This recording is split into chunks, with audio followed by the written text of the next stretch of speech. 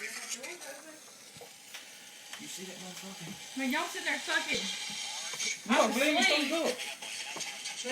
Look, there it is. On the. I was asleep. You not see that? Oh, you coming in here? Yeah. You not.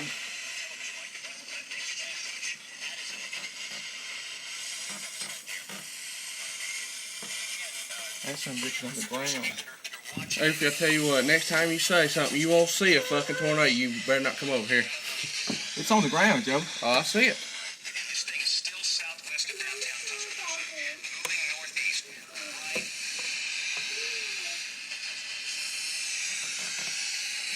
In that part of town, what this big There's no wind. It's because we're inside, ain't you?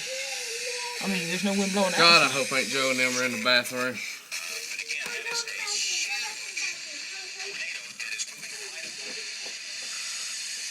And again, so I want you to use this as an example when we show these other, that's what you're going to get today. That is why there is a high risk today. This is a very rare day, maybe a once in a career type day, reminiscent of the outbreaks of super outbreaks of 74. Go behind the trees when you can be able to see it.